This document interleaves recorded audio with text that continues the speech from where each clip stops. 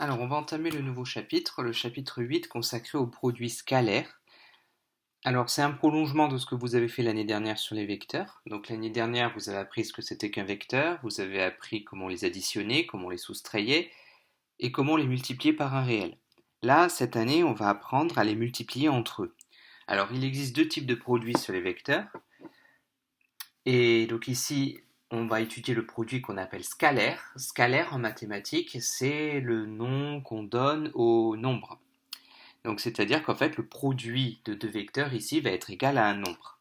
Alors, on va voir déjà les trois définitions du produit scalaire.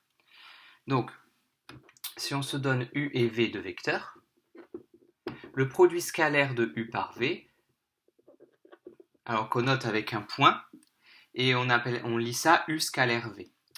C'est la longueur de U, ce qu'on appelle aussi la norme de U, multipliée par la norme de V, multipliée par le cosinus de l'angle formé par les deux vecteurs. Donc c'est-à-dire si j'ai mon vecteur U qui est comme ça, mon vecteur V qui est comme ça, donc c'est l'angle qu'il y a entre les deux vecteurs. Et c'est un angle orienté, donc c'est l'angle de U vers V. Voilà. Donc, première définition, c'est ce qu'on appelle la définition trigonométrique du produit scalaire, norme de U fois norme de V fois le cosinus entre les deux vecteurs. Donc, par exemple, vous avez, si, dans le cours, vous avez si on vous donne un triangle équilatéral, oui, pas très équilatéral, enfin le carré, de côté A. Et qu'on vous demande de calculer, par exemple, AB scalaire AC. Alors, on va plutôt les mettre comme ça, parce que comme ça, on sera dans le sens direct. Voilà. AB scalaire AC, donc le vecteur AB il est comme ça, le vecteur AC il est comme ça, donc ça va être longueur de AB, c'est-à-dire A, fois longueur de AC, c'est-à-dire A aussi puisqu'il est équilatéral, fois le cosinus de AB à AC, compté dans le sens direct. Donc, enfin, cosinus dans le sens direct ou indirect, c'est la même valeur. Alors, on sait que dans un triangle équilatéral, les trois angles ont la même mesure qui est pi sur 3. Donc A fois cosinus de pi sur 3. Le cosinus de pi sur 3, donc si on se fait un petit cercle trigonométrique, pi sur 3 c'est ce qui partage le demi-cercle du haut en 3. Donc le pi sur 3 il est là. Son cosinus est égal à 1 demi. Donc ça fait A carré fois 1 demi, autrement dit A carré sur 2. Voilà, donc le produit de AB par AC est égal à A carré sur 2.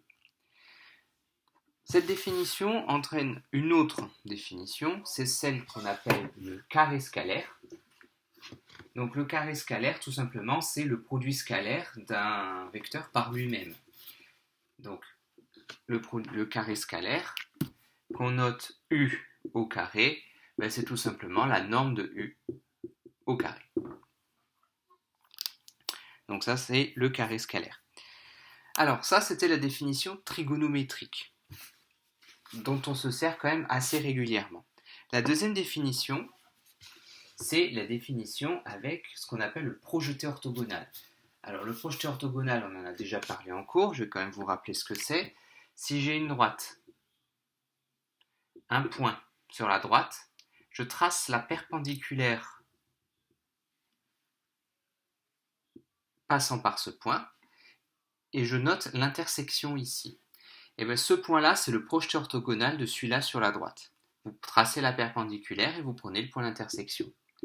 Donc si je prends une droite AB, ce point-là je l'appelle C, et le projeté orthogonal je vais l'appeler H.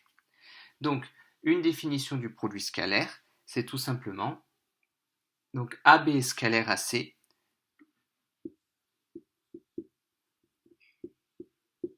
c'est égal à AB scalaire AH. Ça c'est la définition, elle est du projeté orthogonal.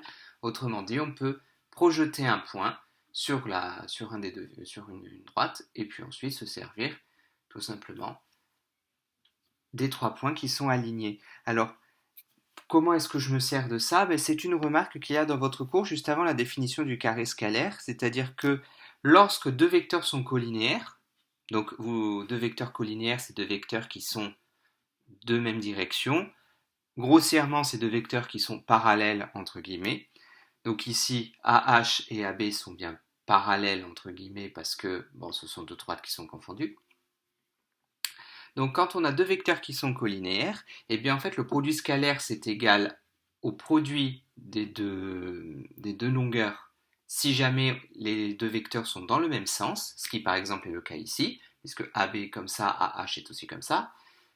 Sinon, si les deux vecteurs sont dans le sens contraire, eh c'est égal à moins le produit des deux vecteurs. Ça c'est la remarque qui est juste avant la définition du carré scalaire. Alors la définition à l'aide du projeté orthogonal, elle est quand même moins utilisée que les deux autres, mais de temps en temps, elle peut se révéler utile. Et la troisième définition du produit scalaire qu'il faut voir, c'est la définition dont on va se servir 99% du temps, dans un repère orthonormé uniquement. Donc un repère orthonormé, je vous rappelle, c'est un repère où les deux axes sont perpendiculaires et où l'unité de longueur sur les deux axes est la même. Donc dans un repère orthonormé, donc qui dit repère dit évidemment coordonnées. Donc si U a pour coordonnées x et y, V a pour coordonnées x' et y', le produit scalaire de U par V, mais tout simplement vous multipliez les coordonnées entre elles et vous additionnez x fois x' plus y fois y'. Alors ça ne marche que dans un repère orthonormé et vous allez voir que tous les repères sont orthonormés. Donc ça, on va s'en servir quasiment tout le temps de celle-là. On multiplie les coordonnées entre elles, abscisse avec l'abscisse, ordonnée avec l'ordonnée, et on additionne le tout. Petit exemple. Si on se donne, donc je prends celui du cours, si on se donne U de coordonnées 4 et moins 3 et V de coordonnées 1 et 5, et si je veux calculer le produit scalaire de U par V, ça nous donne 4 fois 1 plus moins 3 fois 5. D'accord? Donc c'est celui-là avec celui-là, celui-là avec celui-là, on multiplie les deux, et ensuite les deux résultats, on les additionne. Donc ici, la valeur du produit scalaire, ce serait 4 moins 15, c'est-à-dire moins 11. Voilà. Donc, voilà, on a vu les trois définitions du produit scalaire. Alors, le produit scalaire respecte certaines propriétés,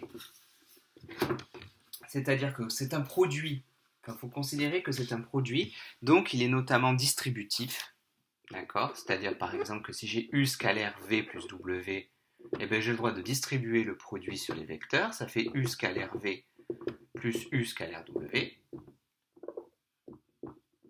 D'accord? J'ai le droit de distribuer.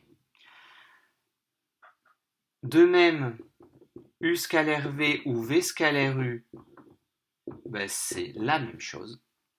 Et si vous faites U scalaire 0, ben, quelque chose fois 0, ça fait 0.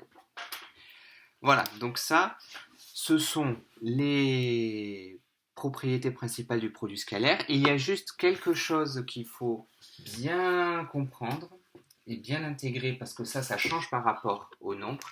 Je peux tout à fait avoir U scalaire V qui est égal à 0 sans que U soit égal au vecteur nul et V soit égal au vecteur nul, sans ça et ça. Alors on peut se donner un petit exemple. Je peux prendre U de coordonnées 1 et 1 et V de coordonnées 1 et moins 1. Ces deux vecteurs ne sont pas nuls, et pourtant quand je fais le produit scalaire, 1 fois 1 plus 1 fois moins 1, ça fait bien 0. D'accord? Alors, maintenant la question qui se pose c'est, ok, on a trois définitions du produit scalaire, mais laquelle je choisis? Et surtout, est-ce qu'elles vont me donner toutes le même résultat à chaque fois? La réponse est oui, ces trois définitions sont équivalentes, c'est-à-dire laquelle je choisis, celle que je veux, à condition que je sois dans un repère orthonormé. Alors je vous laisse lire la définition, la démonstration, qui est un peu technique, mais ce qu'il faut retenir, c'est que vous pouvez choisir n'importe laquelle des trois définitions dès l'instant où vous êtes dans un repère orthonormé, en fonction du problème que vous avez à étudier. Donc voilà, pour le moment, on va juste s'entraîner à calculer des produits scalaires à l'aide de ces différentes définitions. Et après, on verra comment on s'en sert et surtout à quoi ça sert.